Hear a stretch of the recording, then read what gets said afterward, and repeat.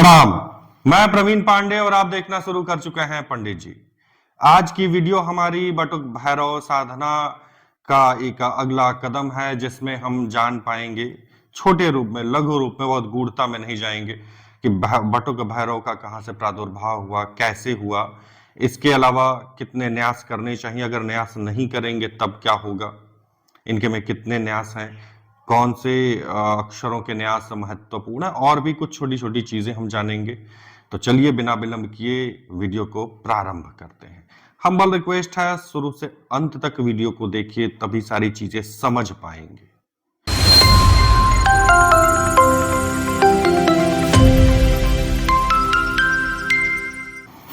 शिव का रहस्य, भैरव का अव्यवहार्य।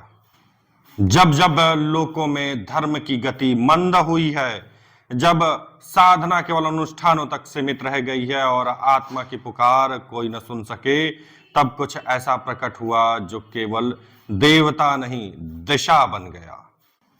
बटुक भैरव ये कोई साधारण तांत्रिक कल्पना नहीं, ये उन क्षणों की स्मृति है जब स्वयं शिव ने बालक रूप धारण कर काल को भी चुनौती दी थी। शिव ने स्वयं कहा था, यदा यदा दुखमाघत मे त्व लोकान व्याप्नोते तदा अहम बटुक रूपेण स्थित्वा तन कालम निगृह्णामि। और इसीलिए ये तंत्र, बटुक भैरव तंत्र, कोई ग्रंथों तक ही सीमित नहीं रह जाता। ये एक उत्तर है आज के समय के लिए। बटुक भैरव के उद्भव का कारण, जब ब्रह्मा, विष्णु और रुद्र भी मौन हो गए। पुराणों में प्रसंग आता है, एक समय ऐसा आया जब राक्षसी शक्तियां इतनी प्रबल हो गईं कि देवतागण की रक्षा नहीं हो सक रही थी। वो ब्रह्मा, विष्णु और रुद्र के पास पहुंचे, त्रिदेव भी मौन रहे। ना कोई अस्त्र, ना कोई उपाय, कुछ काम नहीं आ रहा था। तब एक दिव्य ध्वनि प्रकट हुई, यत्र देवाः न समर्थाः तत्र बटुकः क्रियते प्रतिरूपः। और उसी क्षण वह बालक प्रकट हुआ जिसकी मुस्कान में मृत्यु थर्राई और जिनकी सरलता में सृष्टि का गूढ़तम तंत्र छिपा था। देवताओं का प्रश्न और शिव का उत्तर। रुद्रयामल में वर्णन आता है, गिरजा ने, भगवती ने शिव जी से पूछा, नाथ वो कौन सी उपासना है जो इस युग की पीड़ा को हर सके। तो शिव जी ने क्या उत्तर दिया, सुनिए। देवी, जब संकल्प खंडित होने लगे, जब भक्ति बंधनों में हो, जब जीवन लक्ष्य से भटके, तब बटुक भैरव की उपासना ही वह राह है जो हमें आत्म बल देती है। प्रश्न उठता है, क्यों बटुक, क्यों बटुक भैरव? एक बालक जो नंगे पांव, हाथ में त्रिशूल, गर्दन में खोपड़ियों की सी माला, यह कैसा विरोधाभास है।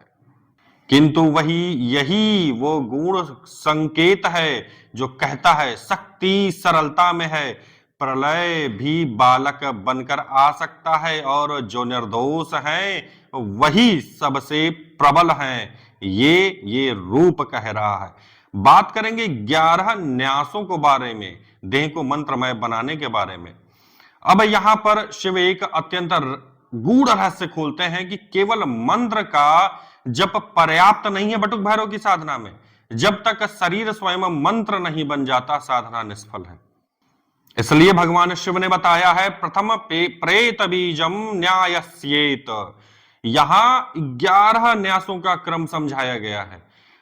बटुक भैरव की साधना में आपको 11 न्यास मिलेंगे। उनके कुछ भाग, क्या करना है, कैसे करना है, थोड़ा सा समझिए, लाइटली समझिए, क्योंकि न्यास एक सेपरेट वीडियो बन जाएगी। तो उसमें मैं कायदे से विश्लेषण करूंगा जब एक ही टॉपिक रहेगा। यहां मैं कई टॉपिकों को लेकर चल रहा हूं, तो लाइटली छोटा छोटा आप समझ लीजिए। जो इंपॉर्टेंट होगा आपके लिए, उसके लिए मैं एक सेपरेट वीडियो बनाऊंगा। भगवान शिव ने बताया कि 11 न्यास बताए गए हैं यहां पर, जिसमें प्रथम प्रेत बीज से न्यास करना चाहिए। देखिए, प्रत्येक न्यास उस शक्ति को जागृत करता है जो हमारे भीतर सुप्त पड़ी है, और यह प्रक्रिया देह को देवालय में बदलने की प्रक्रिया होती है। जैसे गर्भगृह में विग्रह प्रतिष्ठित होता है, जैसे ही इन चीजों से आत्मा के गर्भगृह में देवत्व प्रतिष्ठित होता है। समझे आप, जैसे मंदिर के गर्भगृह में किसी मूर्ति को प्रतिष्ठित किया जाता है, उसी तरह न्यास से देवत्व प्रतिष्ठित किया जाता है।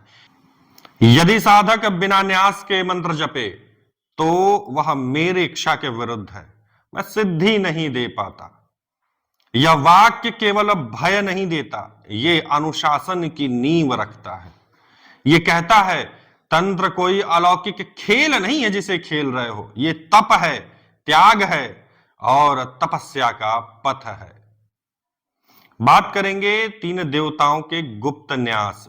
त्रिदेव भी जहां द्रवित होते हैं। जब शिवजी स्वयं कहते हैं कि मस्तक, मुख, नेत्र, कर्ण, लिंग और ब्रह्मरंध्र पर इन गुप्त बीजों से न्यास किया जाए, तो वो बतलाते हैं कि साधना केवल बाहर की क्रिया नहीं है। ये केवल बाहर की क्रिया नहीं है, यह भीतर का उत्खनन है, एक यात्रा है स्वयं की गहराई तक। जैसे षडंग खलान्यास साधना का शिखर विद्या है ये। और जब बात आती है महापराख्य बीज, महापराख्य बीज से किए जाने वाले षडंग खलान्यास की, तो शिव कहते हैं जो यह करता है वो मेरे तुल्य हो जाता है, मतलब शिव तुल्य हो जाता है। क्या शिव तुल्यता कोई कल्पना कर सकता है कि एक साधक अपने जीवन में इस स्थिति को भी प्राप्त कर सकता है? किंतु यही तो तंत्र का सौंदर्य है, तंत्र का यही सौंदर्य है। ये आश्वासन देता है, जो साधक स्वयं को मिटाता है वह ब्रह्मा बन जाता है, अपनी चेतना को, अपने अहम को मिटाता है, वो ब्रह्म बन जाता है। यह तंत्र क्यों आवश्यक है आज के लिए? आज जब हम हर दिशा में अस्थिरता, भय, मानसिकता, कमजोरी का अनुभव करते हैं, प्रतिस्पर्धा का अनुभव करते हैं, तब बटुक भैरव की उपासना केवल शक्ति साधना नहीं, आत्मिक चिकित्सा भी प्रदान करती है। यह तंत्र उस गहरी पीड़ा का उत्तर है जो हमारी चेतना को जकड़ के रखी हुई है। ये वह साधना है उस मौन रक्षक की जो बिना कुछ कहे हमारी रक्षा करता है। प्रिय साधक गण, अगर आपको किसी भी तरह की माला पहनने अथवा जप करने के लिए आवश्यकता हो, प्राण प्रतिष्ठित माला, ओरिजिनल माला की आवश्यकता हो, किसी भी तरह के यंत्र की आवश्यकता हो आपके साधना अथवा किसी प्रयोग के लिए, तो आपको परेशान होने की जरूरत नहीं। आप हमारे दिए गए व्हाट्सएप नंबर पर हमसे संपर्क कर सकते हैं तथा हमसे प्रमाणित मालाएं तथा हमारे द्वारा बनाए गए यंत्रों को प्राप्त करके अपने सामने उसमें प्राण प्रतिष्ठा करवा सकते हैं। मैंने इसमें छोटे छोटे रूपों में कुछ कुछ परिचय आपको दिया है। अगली वीडियो का इंतजार करिए, उसमें भी कुछ नया ही मिलेगा। आप कहेंगे गुरुजी पता नहीं क्या क्या चीजें बता रहे हैं, डायरेक्ट हमें न्यास मंत्र क्यों नहीं बता दे रहे हैं? तैयार हो जाइए, ये कोई T20 मैच नहीं है, आए छक्का मारे चले गए। ये टेस्ट मैच है, बहुत कायदे से, धैर्य के साथ में। मैं चाहता हूं कि जो भी ये साधना करे पहले तैयारी रखे, मेरे वीडियो को समझिए, उसमें कुछ पॉइंट मैं बोला हूं उसको समझने की कोशिश करिए कि मैं किस दिशा में बोलना चाहता हूं। चलिए आज के लिए इतना ही। जय श्री बटुक भैरव।